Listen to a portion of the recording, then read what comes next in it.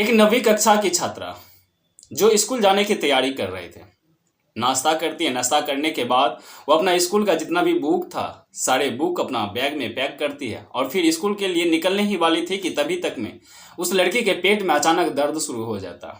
लड़की सीधा अपने कमरे में जाकर के बेड पे लेट जाती है। अभी अचानक उनका माँ भी उस लड़की के पास आती है और लड़की से पूछती है, बेटी आखिर तुम्हें हुआ क्या, आखिर वजह क्या है। अब माँ जैसे ही बेटी से पूछती है कि बेटी सिसक सिसक के रो रही थी और माँ को बोलती है कि माँ मेरे पेट में काफ़ी दर्द हो रहा और दर्द भी इतना असहनीय है कि आज तक ना ही कभी इस तरह का दर्द का मैंने एहसास किया है।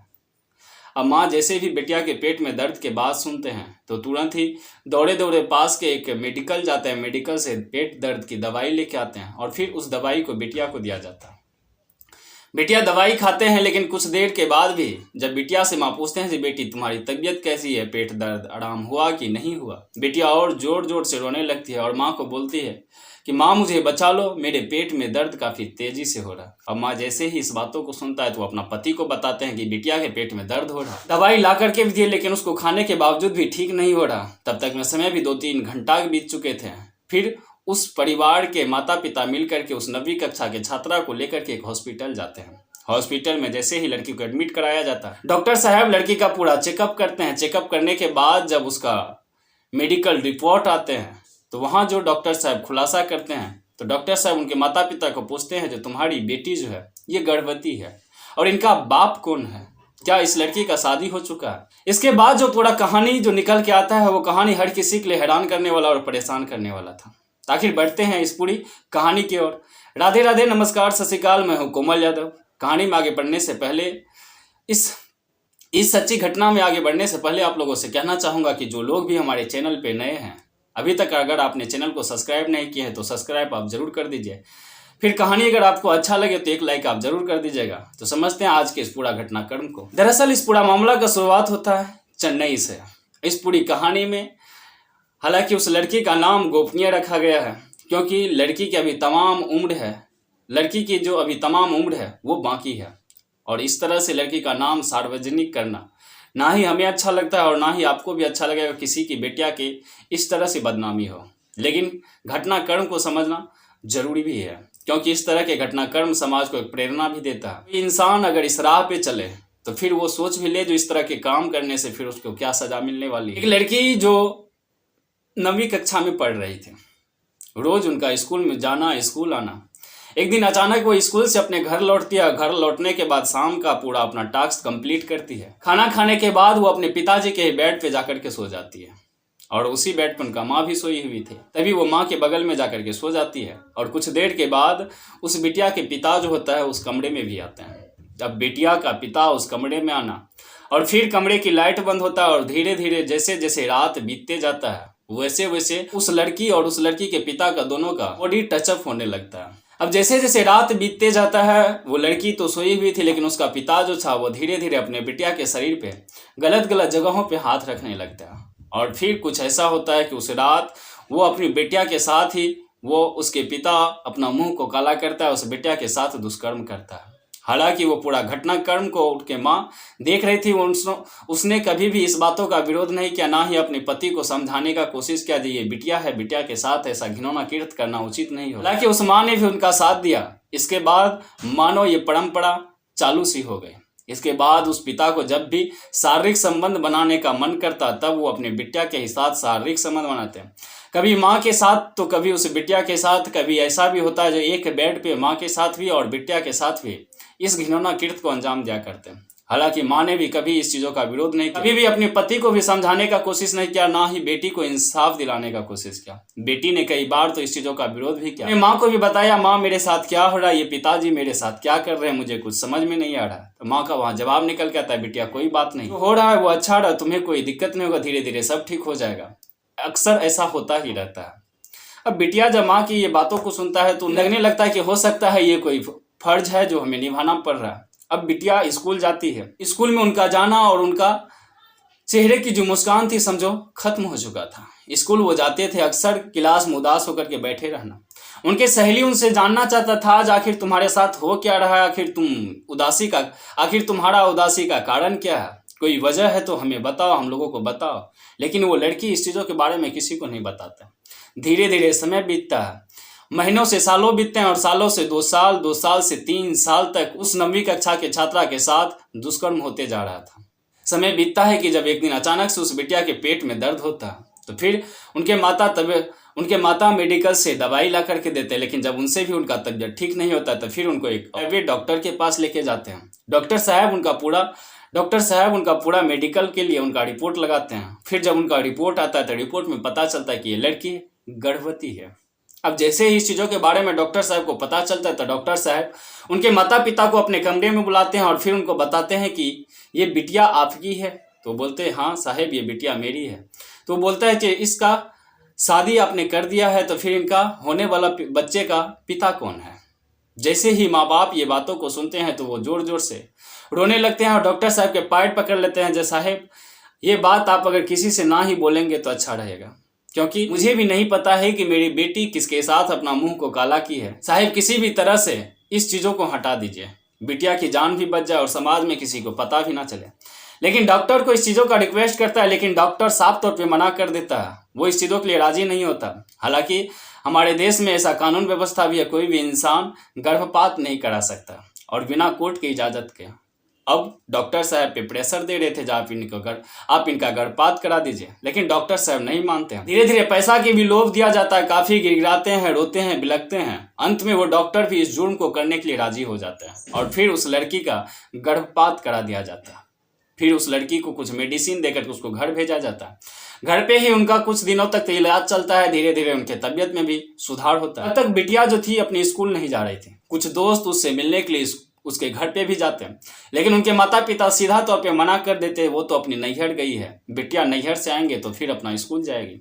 अभी वो घर पे भी नहीं है, ना ही उनको किसी दोस्त से मिलने दिया जा रहा था, ना ही बिटिया किसी से अपना अपाबीती बता सकती थी जो उनके साथ क्या हुआ है और उनका साथ ये घिनौना कृत्य करने वाला लोग कौन है। समय बीतते जाता है। धीरे धीरे जब तबीयत में भी सुधार आती है तो फिर से बिटिया के स्कूल जाने का जो रूटीन था वो चालू होता।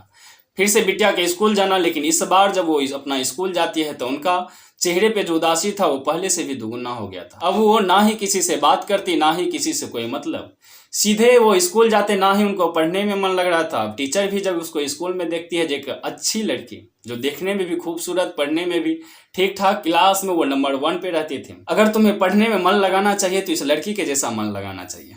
लेकिन उस लड़की के चाल चलन पे अचानक से इस तरह का बदलाव आना सभी के लिए हैरान करने वाला था। अब उनका दोस्त भी उनसे पूछना चाहता है, ना ही तुम मुझे बता रही हो क्यों, क्या हम लोगों से कोई गलती हुआ है, तुम हम लोगों से कोई बात कर रही हो, और ना ही टीचर के कोई सवाल का जवाब दे पा रही। तुम तो वही लड़की थी जो आइंदा अगर टीचर तुमसे कोई सवाल पूछते क्लास में, अगर कोई जवाब दे या ना दे, लेकिन तुम तो जरूर जवाब देते थे। आखिर तुम्हारे साथ हुआ क्या परिवार में सब लोग ठीक तो है? आखिर तुम्हारा कारण क्या है इस उदासी का, तुम मुझे बताओ। लेकिन लड़की बताने के लिए राजी नहीं होता। सखियों ने मिल करके काफ़ी ज़्यादा लड़की पे प्रेशर देते हैं, जो मुझे तुम बताओ, मैं कसम खाता हूँ कि इस बातों को किसी को नहीं बताऊंगी। काफ़ी ज़्यादा उनको प्रेशर देती है। फिर उनको विश्वास भरोसा दिलवाने के बाद फिर वो लड़की अपना मुंह अपनी सहेली के सामने खोलती है। लड़की अपने सहेली के सामने में ही रोने लगती है और अपने सहेली को बताती है कि मेरे साथ क्या क्या हुआ है। वो बताती है, लेकिन वो जब अपने पिता और माता के बीच में सोई हुई थी तभी उनका पिता उस लड़की के साथ शारीरिक संबंध बनाती है और धीरे धीरे ये घटनाक्रम मानो रोजीना ही चलता। अब जब भी उनका पिता का शारीरिक संबंध बनाने का मन करता तो अपना बिटिया के ही साथ शारीरिक संबंध बनाते। मैंने माँ को भी कई बार इस चीज़ों का विरोध किया, माँ को भी बताने का कोशिश किया, लेकिन माँ ने मुझे ही समझा बुझा करके सब दिन पिताजी का ही साथ दिया। अब सहेली जैसे ही इस बातों को सुनती है तो सबसे पहले उनको भरोसा और विश्वास नहीं होता। फिर एक सहेली से दूसरे सहेली से धीरे धीरे ये बात स्कूल के जो क्लास टीचर थे वहां तक पहुंचता और फिर ये बात स्कूल के प्रिंसिपल जो थे उन तक भी पहुंचता है, जो एक ऐसी लड़की भी है जिनके साथ उनके परिवार वाले लोग ही दुष्कर्म कर रहे हैं। उनके साथ लड़की के साथ गलत होता है, लड़की के साथ रोज उनके पिता दुष्कर्म करता है, उस लड़की के साथ बलात्कार करता है। अब जैसे ही प्रिंसिपल तक ये मामला जाता है, स्कूल में ही पूरा हो हड़गामा, जो आखिर ऐसा लड़की कौन है, तो उस लड़की के बारे में भी पता चलता है जिस लड़की के साथ ये पूरा मामला हुआ था। अब उस लड़की को वो प्रिंसिपल अपने कक्ष में बुलाते हैं और फिर स्थानीय थाना को भी फोन करते हैं कि आप तुरंत ही इस स्कूल पे आ जाइए। थाना वाले भी तुरंत स्कूल पे पहुंचते हैं और फिर पुलिस वाले उस बिटिया से पूछना शुरू करता है, प्रिंसिपल भी बिटिया से पूछना शुरू करता है, आखिर बिटिया तुम्हारे साथ हुआ क्या, क्या हम जो सुन रहे हैं, जो तुम्हारे स्कूल के दोस्तों से निकल करके शिक्षक तक और फिर हमारे पास आए, ताकि तुम्हारे साथ अगर कुछ हुआ है तो तुम यहाँ बताने की कोशिश करो। तुम्हें भरोसा और विश्वास दिलाता हूँ कि तुम्हें न्याय दिलाया जाएगा। अब बिटिया से पूछा जाता है, लेकिन बिटिया को अपने परिवार का ख्याल, अपने माता और पिता का ख्याल आया जाता है। तभी उसमें से कुछ पुलिस वाले जो बिटिया के पास बैठते हैं, उसको बहलाते हैं, फुसलाते हैं, उनको भरोसा और विश्वास दिलाते हैं। फिर उनके दिल को जीत करके उस बिटिया से पूछते हैं कि बिटिया आखिर बताओ, तुम्हें उचित शिक्षा भी दिलवाऊंगी और तुम्हारी जिंदगी में कोई भी परेशानी भी नहीं आएगा। आखिर तुम्हारा दुख भरी दास्तां क्या है। फिर वो बिटिया जोर जोर से वहाँ रोने लगती है और फिर ये पूरा मामला जो पुलिस वाले और उस स्कूल के प्रिंसिपल को बताते हैं। अब स्कूल के प्रिंसिपल और पुलिस वाले जैसे ही इस पूरा मामला को जब सुनते हैं तो वो भी हैरान था, परेशान था, जो आखिर एक लड़की के साथ उसका पिता ही किस तरह से 3 सालों तक जुर्म करते आ रहा है। पुलिस वाले तुरंत उस लड़की को अपने गाड़ी में बैठाते हैं। गाड़ी में बैठाने के बाद उस लड़की के घर पे पहुंचते हैं। उस लड़की के माता पिता को गिरफ्तार किया जाता है, फिर उनको थाना लाया जाता है। फिर उनको बैठा करके जब लड़की के सामने में पूछा जाता है तो सारा का सारा गुनाह जो था उनका पिता और उनका माता कबूल करने लगता है। वो बोलता है कि साहब हमसे गलती हो गया, आइंदा ऐसा कोई गलती नहीं होगा, हमें माफ़ कर दीजिए। शायद मुझे हवस की भूख ने ये सारा घटना को अंजाम दिलवा दिया। साहब मैं आपको भरोसा और विश्वास दिलाता हूँ कि आइंदा इस तरह की कोई भी क्रिया जो बिटिया के साथ नहीं हो। पुलिस वाले जैसे उन दोनों का बातों को सुन रहे थे, उनके गुस्सा तो मानो 7वें आसमान पे पहुंच गए थे। तुरंत ही पुलिस वाले उनका एक चार्जशीट लगाते हैं और फिर पूरा मामला कोर्ट में जाते हैं। कोर्ट में कुछ दिनों तक केस चलते हैं और फिर फास्ट ट्रैक के द्वारा केस चलाया जाता है और फिर कोर्ट जो उनको सजा सुनाते हैं, उस सजा को सुनाने के बाद जो भी लोग उस कोर्ट में उपस्थित थे सारे लोग जज साहब को सैल्यूट करते हैं, कोर्ट को वाहवाही करते हैं कि इन लोगों को यही सजा मिलनी चाहिए थी। कोर्ट उनको सजा सुनाते हैं कि उनके लड़की के जो पिता थे उनको फांसी के फंदे पर तब तक लटकाया जाए जब तक कि वो अंतिम सांस ना ले ले, और उस लड़की की जो माँ थी उसको उम्र कैद, यानी कि जब तक उसका जिंदगी रहेगा तब तक वो अपना जिंदगी जेल की सलाखों के पीछे ही गुजारेगी। जैसे ही इस पूरा चीज़ों के बारे में कोर्ट में जो लोग उपस्थित थे सारे सुनते हैं, वो जज साहब का सैल्यूट करते हैं। लेकिन यहाँ पे आपका क्या रहा, यहाँ क्या कोर्ट ने जो उनको सजा सुनाया इसके बारे में आप क्या कहना चाहेंगे, ये आप कमेंट करके जरूर बताइएगा। फिर जब ये मामला धीरे धीरे लोगों के पास निकल कर आता है, इंटरनेट और सोशल मीडिया की तरफ से जो भी लोग इस पूरा घटनाक्रम के बारे में जान रहे थे, सारे लोग हैरान और परेशान हो रहे थे कि आखिर आज के समय में बिटिया अगर सबसे ज़्यादा भरोसा और विश्वास करती है तो अपने माँ और अपने पिता पे करती है, लेकिन आज वो अपने पिता और माँ के पास भी सेफ नहीं है। तो आखिर आज के समय में बिटिया अगर सुरक्षित है तो वो किस जगह पे सुरक्षित है। हालांकि आज की पूरा कहानी यही खत्म होता है, लेकिन इस तरह का कहानी सुनाने का मकसद किसी को परेशान करना नहीं, किसी का दिल को ठेस पहुंचाना नहीं।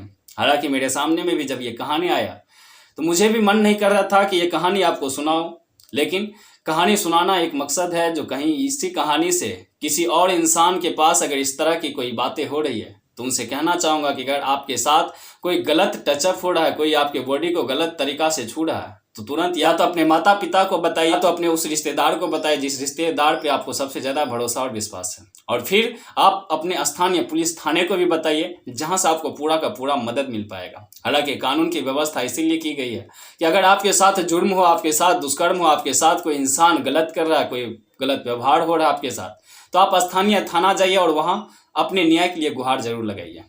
तो हालांकि आज की पूरा कहानी यहीं खत्म होता है। फिर मिलते हैं कल एक नई कहानी के साथ। तब तक आप खुश रहिए, आप अपना परिवार का ध्यान रखिए। जय हिंद, जय भारत, वंदे मातरम।